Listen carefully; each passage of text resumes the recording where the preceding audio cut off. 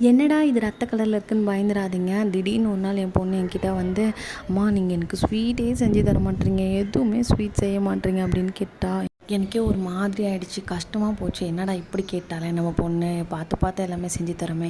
சரி இன்றைக்கி white சுகராவது colour பவுடராவது எல்லாத்தையும் போட்டு இன்றைக்கி செஞ்சு கொடுக்குறோம் அப்படின்னு சொல்லிட்டு கடன்னு வந்து என்ன இருக்கோ இல்லையோ இருக்கிறத வச்சு செஞ்சுட்டேன். அப்படியே நிறைய நெய் போட்டு, சர்க்கரை எப்பயுமே வந்து இப்போ பார்த்து பார்த்து யூஸ் பண்ணுவேன். இன்றைக்கி எதுவுமே பார்க்கல, தலைன்னு சூப்பராக ரெடி பண்ணி கொடுக்கணும்னு சொல்லிட்டு நல்லா கலர்ஃபுல்லாக ரெடி பண்ணி கொடுத்துட்டோம். ஒரு நாள் தானே சாப்பிட்டு போட்டோம் அப்படின்னு சொல்லிட்டு.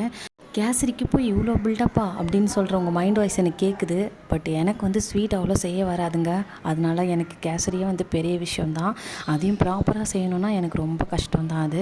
பட் என் குழந்தைக்காக டக்குன்னு செஞ்சுட்டேன். பட் உண்மையே சொல்லணுன்னா என் லைஃப்லேயே குக்கிங் ஸ்டார்ட் பண்ணி இது தாங்க ஃபஸ்ட்டு டைம் 10 மினிட்ஸ்க்குள்ளே ஒரு டிஷ்ஷை நான் செஞ்சது. வீடியோ பிடிச்சிருந்தா மறக்காமல் சப்ஸ்கிரைப் பண்ணிக்கோங்க. பாய்.